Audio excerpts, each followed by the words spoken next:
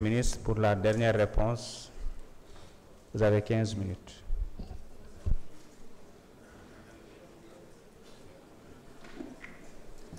Merci beaucoup, Monsieur le Président de l'Assemblée nationale. Bramé aborder la question de l'honorable Ayib Daffé. Je vais compléter ma réponse à l'honorable député de M. Abdou Karim Sall. Toujours dans le registre des contre-vérités. Vous dites que les bailleurs, ne croient pas à ce rapport. C'est une contre-vérité et je peux vous dire que hier après-midi, le ministre des Finances, ici présent, a... Monsieur le Président, vous voulez bloquer mon chrono? Excusez-moi. Je pense que, Monsieur Sall, vous n'allez pas sortir, vous allez écouter jusqu'à la fin.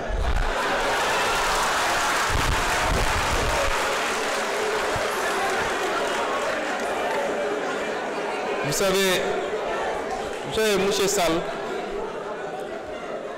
à travers vous, c'est toute votre famille politique qui passe tout son temps dans les médias à désinformer que je veux répondre. Ils auraient dû être là. Moi, quand j'étais opposant, quand j'entrais, ils sortaient. Maintenant, je suis au pouvoir, j'entre, ils sortent. Ils auraient dû être là. Je veux dire que hier soir, Monsieur le ministre de l'Économie et le ministre des Finances et du Budget, ici présent, a tenu une réunion virtuelle avec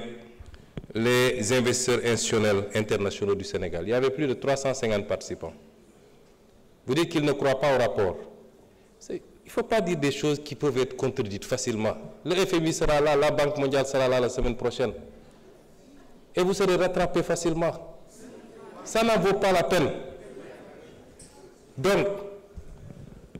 le rapport est crédible et crédibilisé par tout le monde. Et en premier, c'est les bailleurs qui savent très bien ce qui s'est passé au Sénégal. Et une institution comme la Cour des comptes ne peut pas faire l'expertise d'un rapport d'audit, accéder à tous les éléments et aller raconter des contre-vérités. N'eût été votre mandat de député ou votre immunité, vous auriez pu être convoqué pour ça. Parce que c'est une attente contre les... Oui, si vous voulez, vous considérez ça comme une menace, parce que vous devez être menacé. L'APR et tous ceux qui sont avec, vous devez être menacés. On vous a laissé trop de liberté. Je voulais dire également que, par rapport à la question de l'honorable député Ayib Daffé,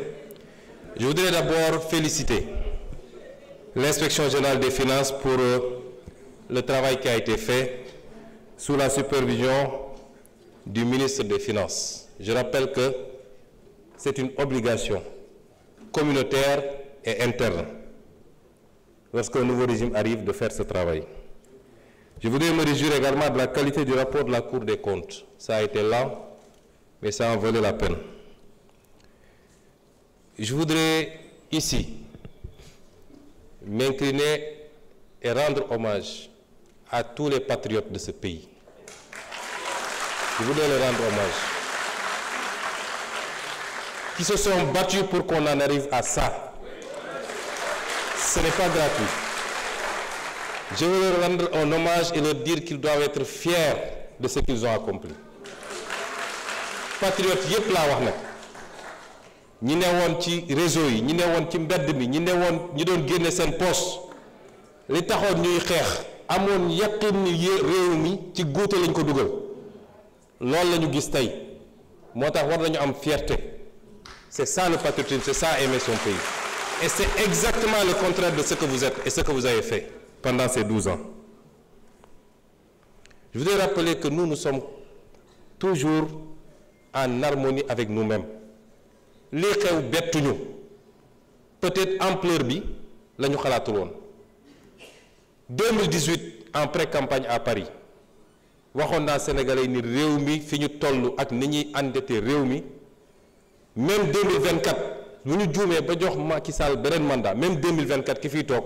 boo moytul juróomi at yëpp fay bor la koy def 2018 laa ko waxoon. fii Assemblée nationale ñaata yoon laa fi taxaw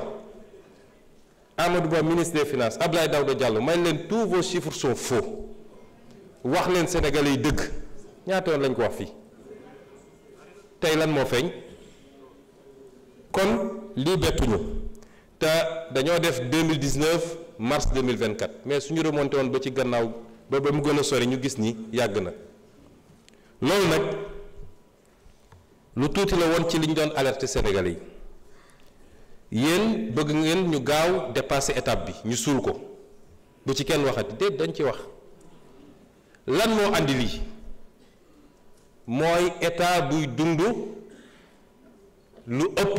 mën-mënam mooy état bu yàkkamti état boo xam ne obsession am yépp mooy prochain mandat loolu laa bëgg sénégalais ñu dindi ko fi sama déclaration politique générale bi ma def fii dama leen annoncé woon 7 ruptures bokk na ci la seconde rupture celle du passage d'une logique d'urgence et de saupoudrage à court terme à une logique de vision et de planification à long terme réew kenn du ko tabax ci ñetti at kenn du ko tabax ci 1 an kenn du ko tabax ci 5 ans li am solo mooy jamono joo nekk rek acte yi ñuy posé est-ce que bokk mi ngi jëm ci direction bi tabax structurellement un pays ba dara dootu ko yëngal loolu nag la opposition bi bëgg a génne ci bopp Sénégalais yi su ñuy wax ay dund bi dafa cher ak sax yéen a seeral dund bi yéen a seeral dund bi ñun seeraluñu ko de ñun li ñuy def bu ñu ko defee d'ici quelque at dinañu xam ndax dund gi cher na am léet mais le message qu'on veut lancer aux populations mooy laaj leen des résultats tout de suite ce que vous n'avez pas été capable de faire en 12 ans et vous dites aux populations en 10 mois réclamer des résultats. Réclamer une santé parfaite, un secteur de la santé parfait, un secteur de l'éducation parfait, de l'enseignement supérieur parfait, dund gi nañ ko wàññi léegi lii. Et c'est pourquoi je lance un appel aux populations. Yéen a ne woon jiit yu jub ngeen bëgg jiit yu bëgg réew mi jiit yu am gis-gis am nañ ko fi mu toll nii ba mu mat sëkk ndax luubal ak randal jeex na ci réew mi te loolu mooy le premier acte d'une gouvernance bu war a yóbbu réew fu baax réew mu la gën a sellal setal loolu moo la gën a mën a dem fu baax loolu jeex na ci réew mi ñaareel bi li ñu def ci 10 mois yi kenn mësu koo def personne ci wàllu delloo réew mi ci fondamentaux yi càmbar alalu réew mi réduire train de vie de l'État ci wàllu affirmer suñu souveraineté ci suñu koom-koom ci suñu ressources naturelles ci suñu sécurité suñu kaaraange kenn mësu koo def le bilan qu'on a fait en 10 mois aucun régime ne l'a fait en 10 mois on dit 10 mois zéro réalisation 10 mois en 10 mois le régime précédent lan la fi réalisé woon nañ ñu wax lan la fi réalisé woon nit ñi sax dañ leen doon tooñ naan inauguré affaire u Macky rek ngeen fi nekkee c'est-à-dire dañ fa mel ni Sénégal dañu xëy rek inventé beneen Sénégal et donc ce que je veux demander aux populations souveraineté moom sa bopp développement dafa laaj ay sacrifice yooyu ñun jiital nañ suñu bopp ñun ñi yor nguur gi ñu ciy woo nag bépp sénégalais ak bépp sénégalaise ñu xam ni situation bi nu mu mënti jaxasoo c'est pas encore eggaguñu foo xam ne mën nañ ne bàyyi nañ lépp ak yàlla def na ci askan wi ak ci réew mi les ressources qu'il faut pour qu'on prenne notre destin en main moo tax développement bi gën a gàtt am na benn président bu ko doon wax mooy ki nga xam ne moo defar dëkk bi ñuy wax Singapour ne ci une génération ou 2 générations réew jóge na ci sous-développement nekk ci réew ñu gën a envoyé une génération ou 2 générations waxuñu 1 an ou 2 ans de mais day fekk ci njëlbéen ba ñu bañ a rater les bons départs raté nañu une première alternance une deuxième on n'a pas le droit de rater une troisième alternance moo tax li ma njëkk a xaar ci population bi mooy ñu accepter ànd ak ñun ci sacrifice yi wax nañ léegi mbirum subvention yi dafa cher il faut ñu ramener ko à des proportions acceptables lañ ci bëgg ñun mooy fin 2025 ñu ramener ko à 2% du PIB mais dañuy continuer dans ce cycle graduel mais tekkiwul ni néew di doole dañ leen di seetaan duñ leen mës a seetaan wax nañu ci lu jëm ci wàllu bourse ndax ni ñu inversé cycle scolaire bi cycle universitaire bi tax na ba tey Sénégal mi ngi fay ci bourse 3 fois ou 4 fois plus que li nga xam ne tey Côte d'Ivoire mu ngi koy fay ci bourse